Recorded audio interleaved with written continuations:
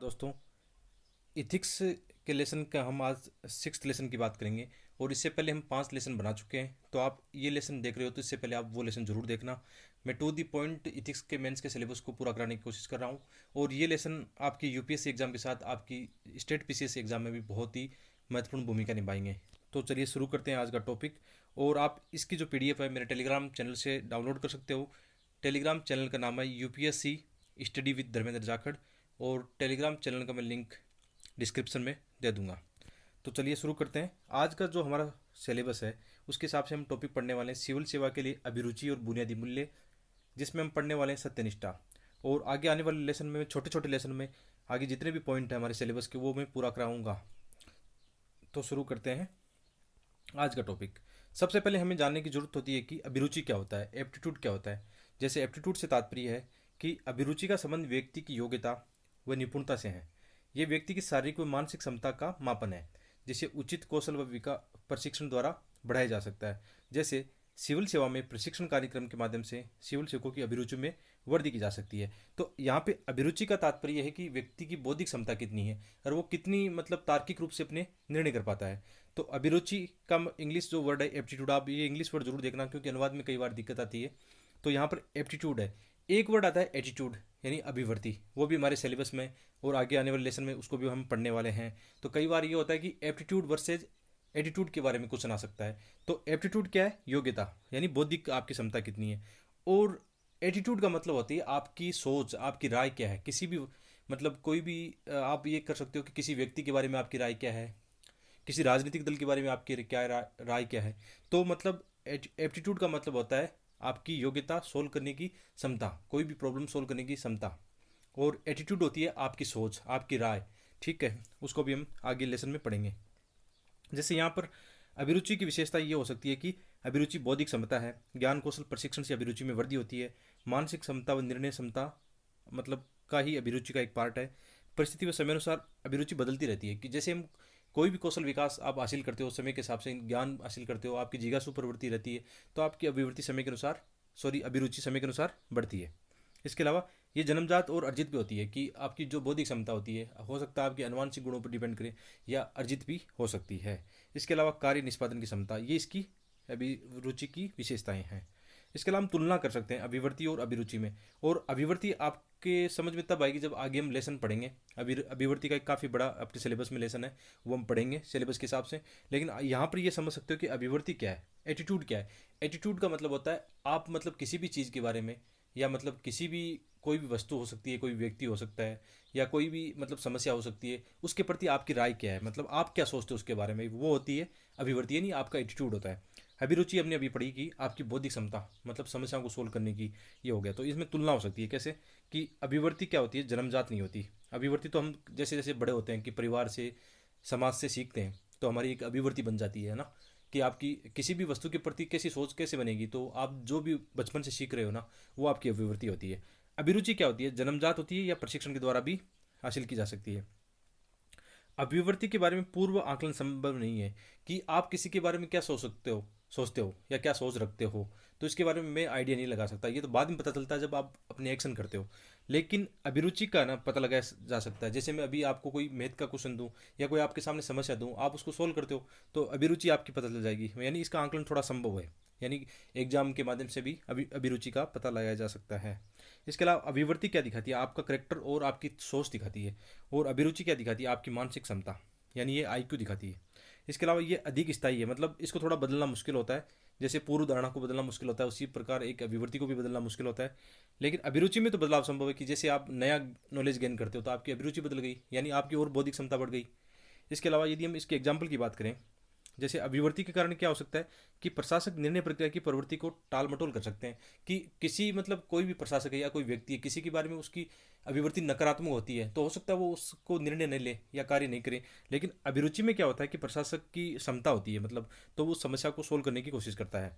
इसके अलावा एक दूसरा एग्जाम्पल हम यदि देखें, सांप्रदायिक दंगों का एक एग्जाम्पल लेते हैं कि कोई प्रशासक जिसकी ड्यूटी जिम्मेदारी है कि सांप्रदायिक दंगे रोकने हैं, ठीक है, तो वो उन्हें रोक सकता है यदि उसकी अभिरुचि अच्छी हो, क्योंकि उसके पास ज्ञान कौशल विकास है, उसके पास एक टीम होती है, एक अच्छी सोच होती है। तो वो अभिरुचि के अनुसार क्या कर सकता है, दंगों को रोक सकता है, वो सक्षम है।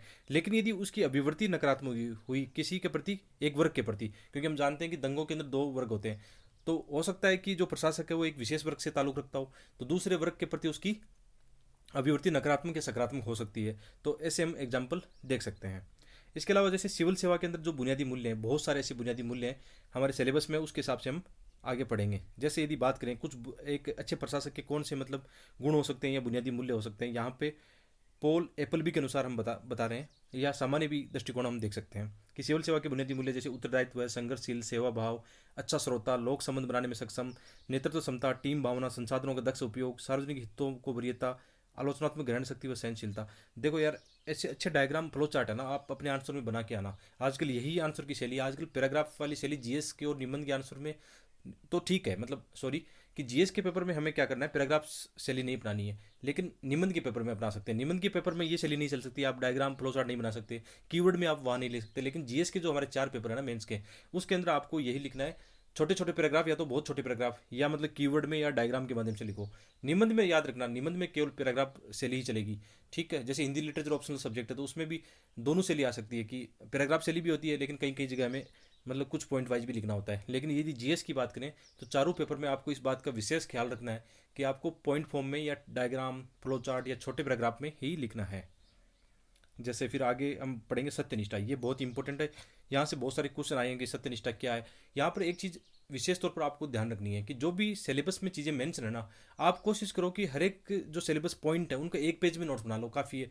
और यदि आप ये लेसन देख रहे हो, ईमानदारी से इनको कर रहे हो, तो मेरी ये गारंटी है आपको लेसन बनाने की आवश्यकता भी नहीं होगी, क्योंकि मैंने कोशिश यही तो की है, क्योंकि मेरे 3-4 साल का जो मेंस लिखने का अनुभव है, 3 बार इंटरव्यू फेस करने का अनुभव है, तो कहीं ना कहीं मेरी एक सोच ऐसी बन गई कि किस प्रकार हमें सिलेबस को शॉर्ट में कवर कर लेना है। ज़्यादा पढ़ने से कुछ नहीं होने वाला यार, ज़्यादा पढ़ोगे तो याद कितना रहेगा, फिर एग्जाम में कितना प्रोड्यूस कर पाओगे। तो शॉर्ट में पढ़ो, स्मार्ट तरीके से काम करो, इजीली आपका मतलब देखना सिलेबस भी कवर हो जाएगा और अच्छे मार्क्स भी आएंगे। आप देखना वो स्टूडेंट जो लगातार, जैसे विशेष तौर पर हम देखते हैं कि हिंदी मीडियम में ज़्यादा किताबें पढ़ते हैं, कि जैसे इथिक्स पढ़ना है तो इथिक्स की 5-5 किताबें पढ़ते हैं, तो वो कभी भी है ना, देख लेना आप, वो न तो सिलेबस को पूरा कर पाएंगे, नहीं एग्जाम में अच्छा लिख पाएंगे, और नहीं उनके अच्छे मार्क्स आएंगे।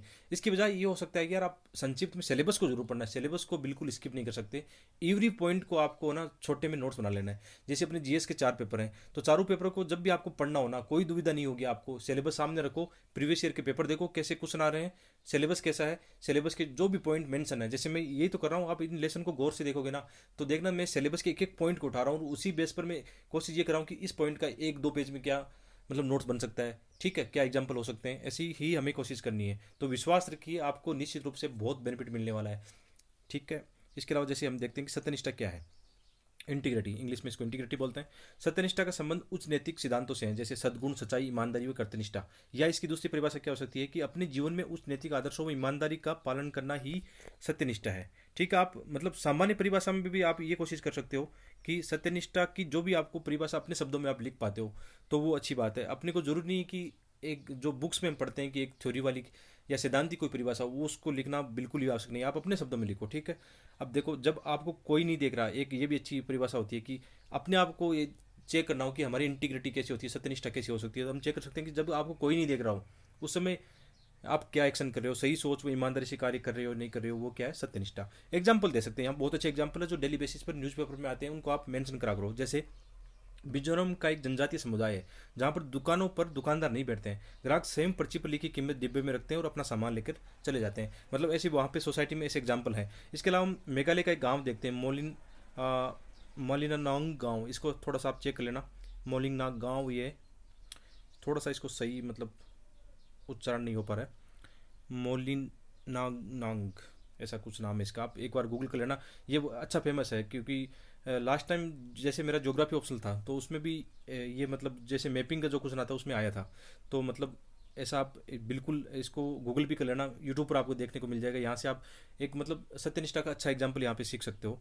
तो यहाँ के लोगों की स्वच्छता के प्रति सत्यनिष्ठा के कारण यहाँ ये एशिया का सबसे अच्छा गांव है। देखो इस गांव की क्या विशेषता है कि गांव में जगह जगह ना, जैसे मतलब उन्होंने इको इको जैसे होता है ना अपने, इको फ्रेंडली उन्होंने डस्टबिन रख दिए हैं। तो गांव का मतलब प्रत्येक व्यक्ति की जिम्मेदारी बनती है कि गांव की मतलब सब साफ सफाई है, सुंदरता को बढ़ावा देने में प्रत्येक व्यक्ति का अहम योगदान होता है। तो ऐसे एग्जाम्पल आप अपने एग्जाम में दोगे ना, तो एग्जामिनर को ये लगेगा कि आप चारों तरफ से मतलब जुड़े हो, चीज़ों को समझते हो, देश दुनिया को आप जानते हो, या मतलब आपकी एक रुचि है कि आप एक सीखने की जिज्ञासु प्रवृत्ति होती है, तो इससे क्या होता है, अच्छे मार्क्स बढ़ सकते हैं।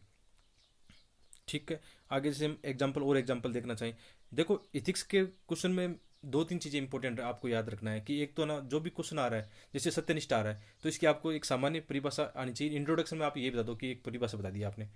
फिर जैसे बॉडी पार्ट में क्वेश्चन है कि सत्यनिष्ठा मतलब क्यों आवश्यक है, या प्रशासन में सत्यनिष्ठा का क्या रोल है, तो उसमें फिर आपके पास अच्छे एग्जाम्पल होने चाहिए। एक व्यक्तिगत एग्जाम्पल होने चाहिए, प्रशासनिक एग्जाम्पल हो सकते हैं, हिस्टोरिकल एग्जाम्पल हो सकते हैं। बिना एग्जाम्पल के आंसर मत लिखना यार, क्योंकि नंबर नहीं आएंगे फिर। तो अच्छे एग्जाम्पल लिखने। और देखो, मैं आज टेलीग्राम पर जो मेरे अच्छे एग्जाम्पल नोट्स बनाए हुए हैं, उनकी मैं जो मैं डायरी में नोट्स बनाता हूँ, वो डायरी आज मैं टेलीग्राम पर नोट्स के जो है शेयर कर दूंगा आज। ठीक है, वहाँ आपको बहुत अच्छा फायदा मिलेगा। आपको ये देखने को मिलेगा कि डेली बेसिस पर जो न्यूज़पेपर आता है ना, उससे हम कैसे इथिक्स के एग्जाम्पल निकालें। ठीक है, तो आप वो नोट्स जरूर देखना, आज मैं शेयर कर दूंगा उसको टेलीग्राम चैनल पर। इसके अलावा जैसे ऐसे एग्जाम्पल यहाँ पे कैसे हम लिख सकते हैं, जैसे प्रशासनिक उदाहरणों की बात करें, जैसे तुकाराम मुंडे है, महाराष्ट्र आई कैडर है, महाराष्ट्र कैडर के अधिकारी।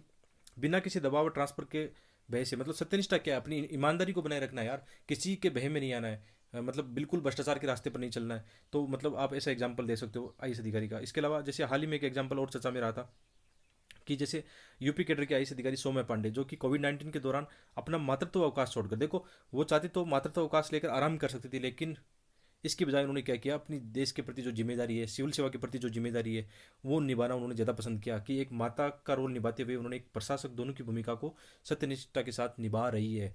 ऐसे एग्जाम्पल लिखने हैं यार। और मैं बार बार बोल रहा हूँ कि हमें फ्लो चार्ट और डायग्राम बहुत अच्छे बनाने हैं। ठीक है, ऐसा डायग्राम देखो बहुत अच्छा बन सकता है, खुद से बना सकते हो, कहीं से हमारी जरूरत नहीं है कि हम कहीं से देखें। खुद अपने जो विचार हैं उनको डायग्राम फ्लो चार्ट के माध्यम से प्रेजेंट करो, बन जाएगा। जैसे सत्यनिष्ठा का हम ऐसा डायग्राम बना सकते हैं कि सद्गुण, सच्चाई, ईमानदारी और कर्तव्यनिष्ठा सब मिलके क्या बनते हैं, सत्यनिष्ठा। ऐसा बना सकते हैं। तो कुल मिलाकर ये है कि इथिक्स के आंसर में आपको क्या करना है, इंट्रोडक्शन में आपको जो भी क्वेश्चन आ रहा है उसकी परिभाषा लिख देनी है। बॉडी पार्ट में आपको चार पांच विविधताओं से जोड़ते हुए अच्छे एग्जाम्पल देने हैं, और अच्छे डायग्राम फ्लो चार्ट बनाने हैं, और फिर अच्छा सा एक निष्कर्ष लिखना है। निष्कर्ष में याद रखना, आप निष्कर्ष को ऐसे जोड़ सकते हो कि संविधान, समाज, लॉ एंड ऑर्डर, ठीक है, सोसाइटी से आप उसको अच्छा से जोड़कर निष्कर्ष को लिख सकते हो। तो ये आज का एक छोटा सा लेसन था। कोशिश की कि अच्छे मतलब इसको नोट्स को आपको समझा पाऊँ, और आशा करता हूँ कि ये लेसन आपको बहुत अच्छे से समझ में आ रहे होंगे, क्योंकि बहुत ही आसान भाषा में इनको बनाए हुए हैं। तो आप कोशिश करना, इनको अपने दोस्तों के साथ शेयर करो। आप एक जिम्मेदारी लो कि हिंदी मीडियम में हमें अच्छा करना है। हिंदी मीडियम के ज़्यादा से ज़्यादा लोगों तक जो फ्री एजुकेशन का ये इनिशिएटिव है, हमें लोगों तक पहुंचाना है। तो आप अपने से वादा करो कि इस लेसन को अपने 10 दोस्तों के साथ शेयर करना है, दोस्तों को बोलना है कि चैनल को सब्सक्राइब करना है और लेसन को लाइक करना है। Thank you.